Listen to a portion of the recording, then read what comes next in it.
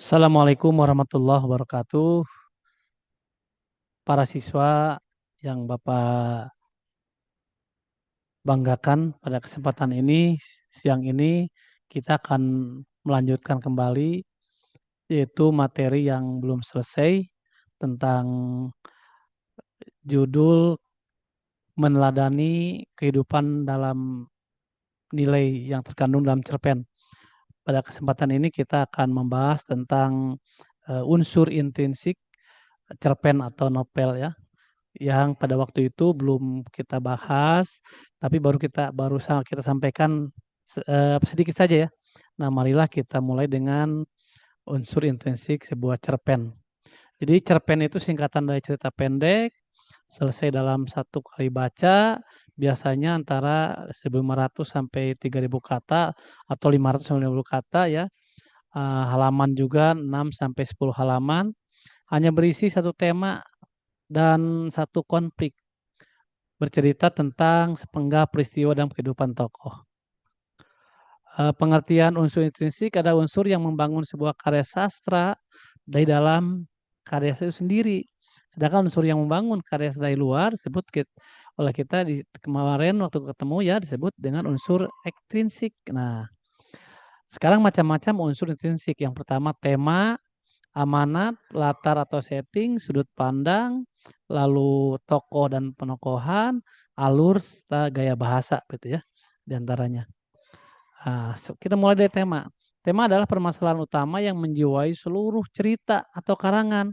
Tema dapat ditemukan dengan mengidentifikasi konflik yang terdapat dalam cerita tersebut. Tema biasanya dirumuskan dalam kalimat atau pernyataan yang singkat dan padat. Misalnya, temanya percintaan, kehidupan sosial, lalu lingkungan hidup, agama, dan lain sebagainya. Selanjutnya amanat. Kalau amanat adalah pesan yang ingin disampaikan pengarang pada pembaca. Amanat dalam cerita ini bisa berupa nasihat, anjuran, larangan, atau melakukan tindakan sesuatu yang jelas. Amanat dalam sebuah cerita pasti bersifat positif. Misalnya hendaknya kita berbakti pada orang tua, jangan kita suka berbohong dan sebagainya. Lalu latar adalah segala keterangan mengenai waktu, ruang, dan suasana yang terjadi atau yang peristiwa dalam cerita. Latar terbagi dalam 3, latar waktu, tempat, dan suasana. Ya. Sudut pandang adalah posisi pengarang dalam menceritakan cerpen itu atau posisi pengarang dalam ceritanya. Bisa jadi ia menjadi tokoh dalam cerita tersebut. Pengarang berada di dalam cerita. Namun bisa juga dia hanya menjadi pencerita saja atau pengarang di luar cerita. Sudut pandang bagi dua, mohon maaf. Itu sudut pandang orang pertama, sudut pandang orang ketiga, dan sudut pandang campuran ya diantaranya di sini. Nah, sudut pandang orang pertama. Pada sudut pandang orang pertama, posisi pengarang berada dalam cerita. Ia terlibat dalam cerita dan menjadi salah satu tokoh utama dalam cerita itu. Salah satu ciri sudut pandang orang pertama adalah penggunaan kata ganti aku dalam cerita. Oleh karena itu, sudut pandang orang pertama sering disebut juga sudut pandang akuan. Di sini juga ada ya, sudut pandang orang pertama terbagi menjadi dua, sudut pandang orang pertama pelaku utama dan sudut pandang pelaku sampingan begitu diantaranya. Sudut pandang orang ketiga. Nah, pada sudut pandang orang ketiga, pengarang berada di luar cerita. Artinya dia tidak terlibat dalam cerita. Pengarang berposisi tak ubahnya seperti dalang atau pencerita saja. Ciri utama sudut pandang orang ketiga adalah penggunaan kata ganti dia atau nama-nama tokoh. Oleh sebab itu, sudut pandang ini disebut sudut pandang orang ketiga ya. Nah, sudut pandang orang ketiga terbagi menjadi dua juga. Yang pertama sudut pandang orang ketiga serba tahu. Hanya pengarang mengetahui segala tingkah laku, perilaku, keadaan lahir dan batin tokoh cerita. Sudut pandang orang ketiga terarah, pengarang hanya sebatas mengetahui kondisi lahiriah dari para tokohnya.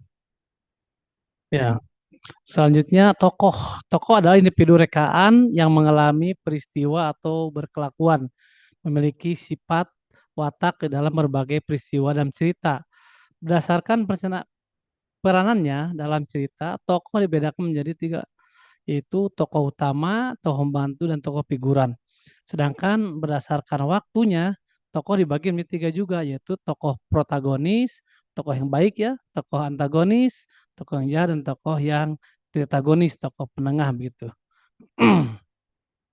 Lalu penokohan, kalau tadi tokoh, sekarang penokohan. Penokohan adalah cara pengarang dalam menyajikan, menggambarkan wataknya. Jadi tokoh orangnya, penokohan adalah wataknya. Penokohan secara umum dibedakan menjadi 2, yaitu penokohan secara langsung, analitik. Kita bisa melihat, menganalisis ya kondisinya. Lalu kedua, penokohan secara tidak langsung atau dramatik diantaranya.